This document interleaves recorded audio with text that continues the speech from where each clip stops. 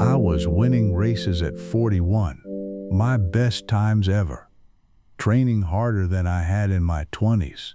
And then one morning, I just stopped. I couldn't get off the couch. Not sore, not tired, just gone. Like someone had pulled the plug on the whole system. Marcus came into my clinic 3 months after that morning. He hadn't raced since. He tried everything. Rest, ice baths, extra protein. His doctor told him his blood work was completely fine, but the body doesn't lie. And what I found in that first assessment told me the real story. Welcome to the Wellness Bridge. I'm Gary Chen, physiotherapist and founder of GC Integrative Physiotherapy and Wellness on the Gold Coast. Today I want to take you inside the clinic, not a lecture, a real session, a real person. With Marcus's permission, you're going to hear exactly what I found and what we did about it.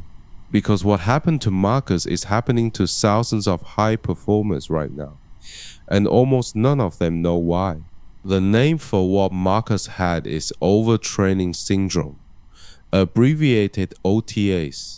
Most people think it just means training too much. It is so much more than that. A 2025 review in the journal Sports and Health Science, PMID 402-64836, described OTS as a full systemic breakdown.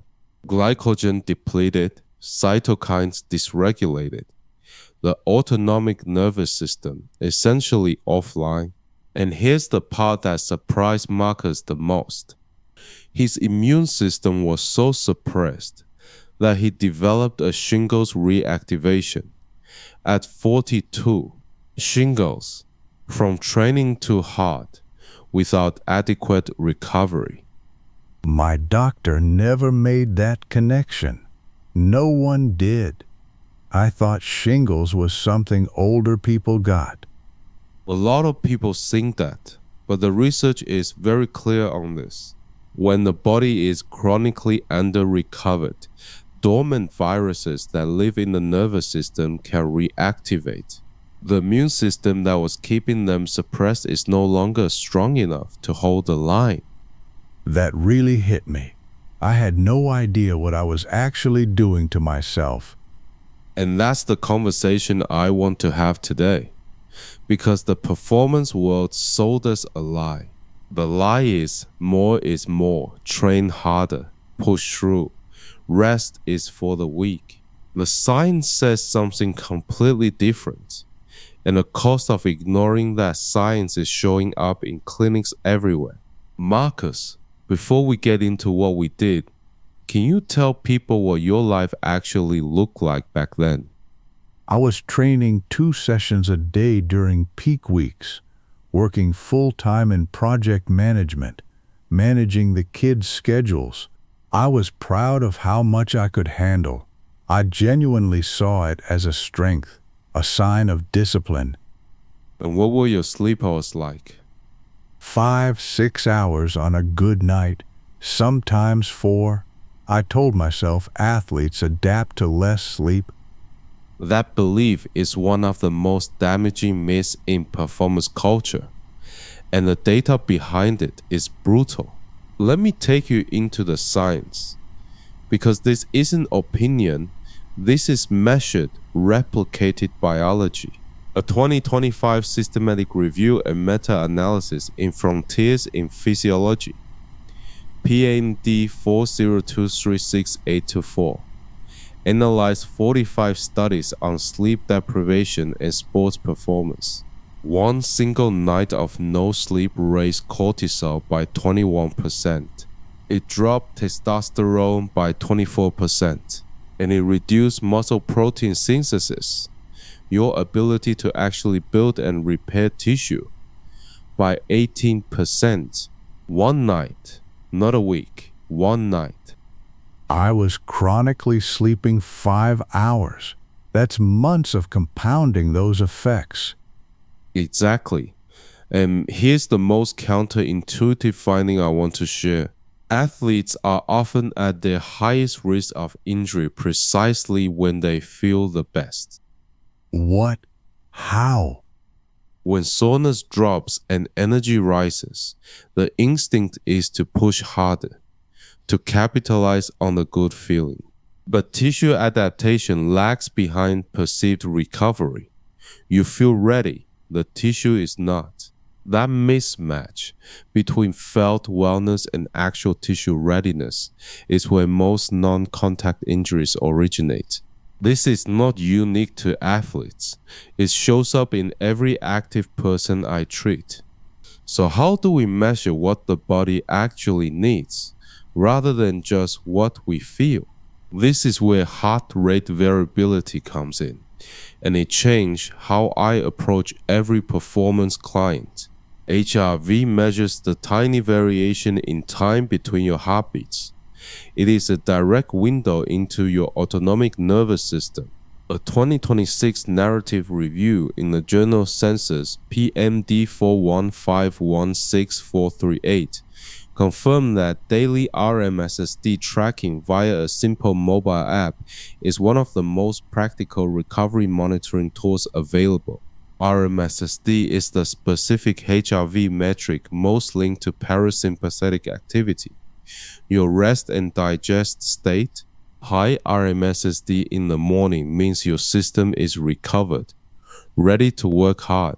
Low RMSSD means your sympathetic system is still running. The body hasn't finished the repair cycle yet.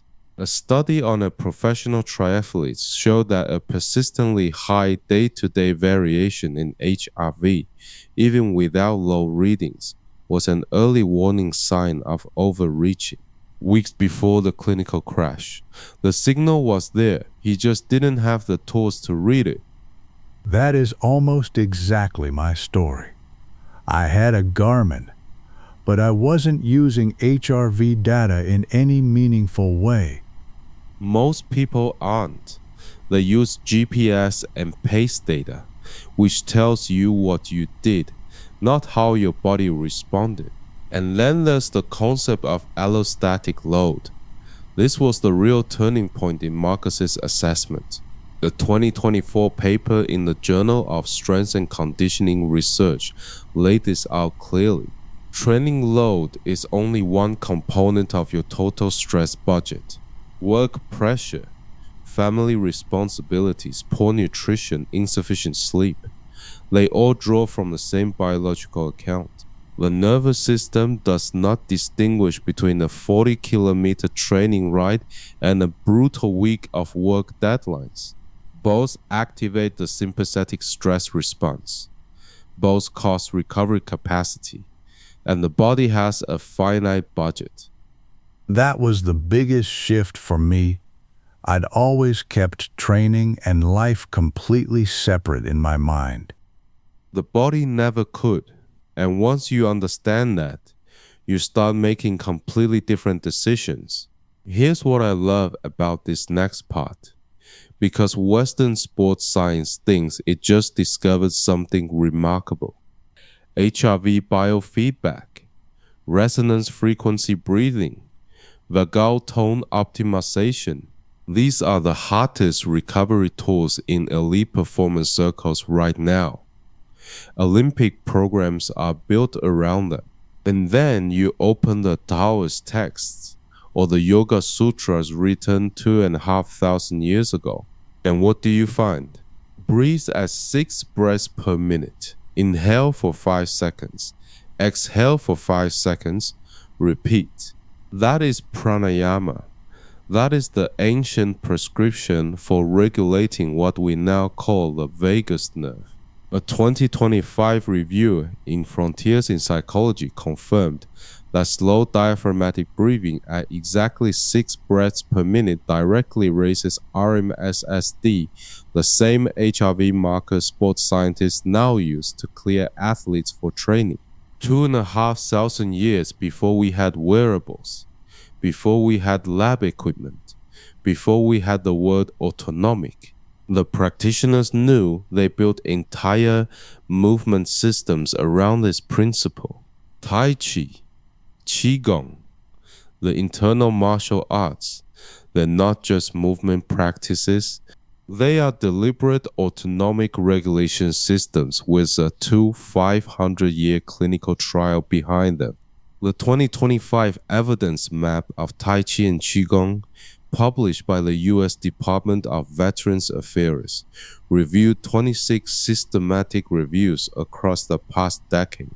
2 showed high certainty of benefit. 16 showed moderate certainty for pain balance, depression, blood pressure, and bone density. Modern science gave us the instrument to measure it. The ancients gave us the practice to apply it. That, to me, is what the wellness bridge is. It's not East versus West. It's East and West finally speaking the same language. Did you actually use any of these techniques in my treatment? Every session, you just called it breathing exercises. Fair enough. And it actually worked. So what does all this mean for you, the person at home who trains hard and wants to perform better for longer? I want to give you 3 contrasts, 3 ways to flip the script on how you approach recovery. First contrast, instead of training by feel, train by signal. Download a free HRV app. Check your RMSSD every morning this week before you get up. After 7 days, you'll have a personal baseline. From that point, let your number guide your intensity. High RMSSD, go hard.